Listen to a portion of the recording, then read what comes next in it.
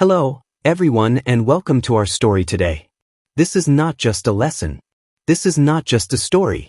This is a journey through the life of a boy who became a light for the whole world. His name was Thomas Edison. He was not a genius in school. He was not the strongest or the richest. In fact, many people thought he would fail. But Thomas had something very special. He had questions in his heart. He had dreams in his eyes. And he had a fire in his soul that never went out. In this story, you will learn English with emotion. You will read easy words, but feel big feelings. You will grow your vocabulary and your hope. We will follow young Thomas through the streets of his small town, into his home, into his mind, and into the dark nights where he worked with just one goal: to make life better for others.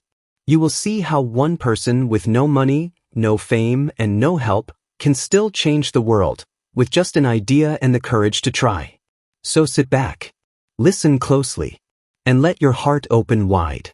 Because the story of Thomas Edison is not just his story, it is a light for your life too. On a cold winter morning, February 11, 1847, in the quiet town of Milan, Ohio, a child named Thomas Alva Edison entered the world. He was the seventh and last child of Samuel and Nancy Edison. Though the town was small and ordinary, something extraordinary had been born. From the start, young Thomas was different. His mother noticed he often sat alone, gazing at moving shadows, questioning why the wind blew or why stars twinkle. But why? He would ask, never satisfied with vague answers. But school didn't like questions.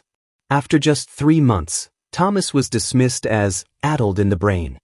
It broke his heart. But his mother, a former teacher, took matters into her own hands. "You are not slow, Thomas," she said.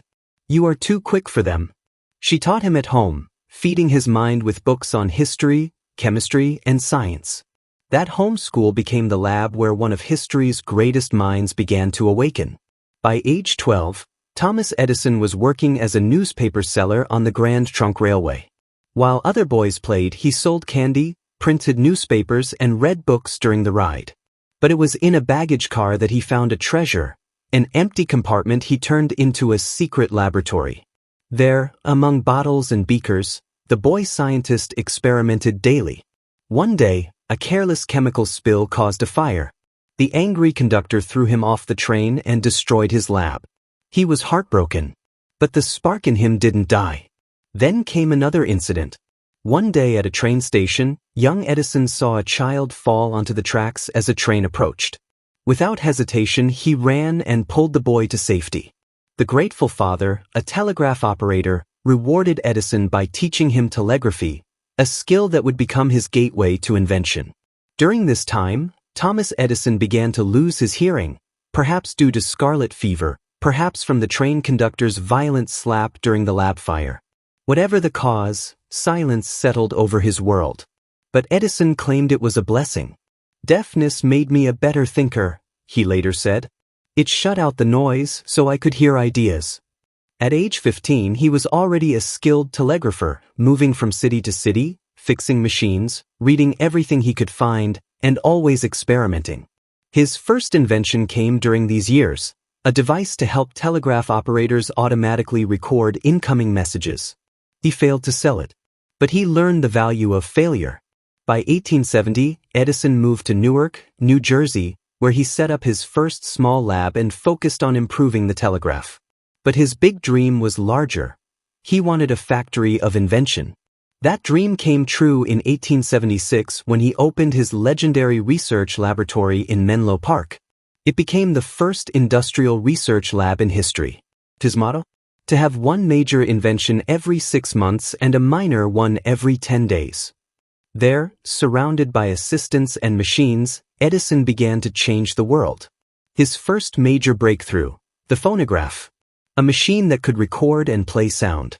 When he first played his own voice back, people thought it was sorcery. But it was science, Edison's science.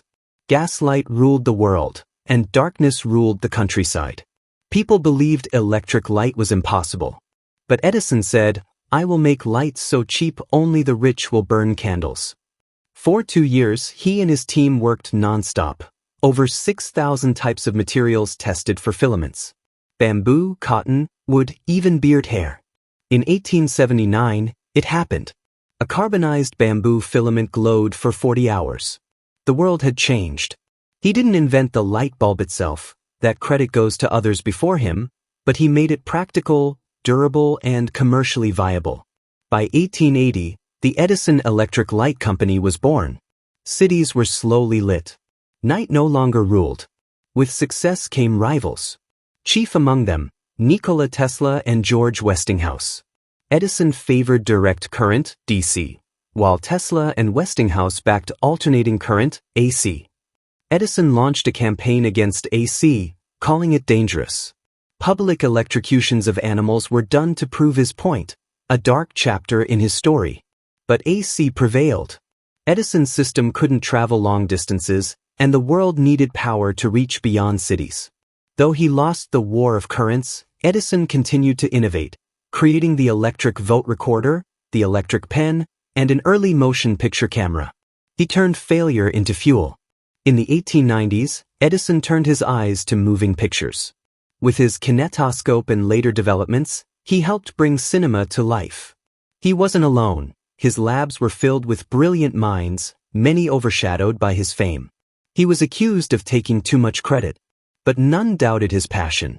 Meanwhile, he built one of the first industrial complexes, Edison General Electric, which would become today's General Electric. In his lab, success and failure danced every day. He once said, "I have not failed. I've just found 10,000 ways that won't work." Even as he aged, Edison never rested. He tried to create a domestic source for rubber and worked with Henry Ford on battery-powered cars. In 1914, a fire destroyed most of his research labs. Standing amid the flames, Edison told his son, "Go get your mother and all her friends. They'll never see a fire like this again." By morning, he vowed to rebuild. Within weeks, he was working again. His final years were filled with honors, travels, and reflection. But he worked until the very end, always curious, always building. On October 18, 1931, Thomas Edison died. At his funeral, lights across America were dimmed for 1 minute in his honor. Thomas Edison didn't rise from the dead, but his ideas did. His inventions live in every home lit by electricity, in every song replayed through speakers, in every movie screen, and every electric grid. His labs became museums. His notebooks became treasures. His failures became lessons. He was a flawed man, sometimes ruthless, occasionally arrogant, and often controversial. But above all, he was relentless. He gave the world more than 1,000 patents. But more than that, he gave it a new way to dream. He proved that genius is 1% inspiration and 99% perspiration. And in doing so, Thomas Edison lit the world. If you enjoy the video, please like, subscribe, and share.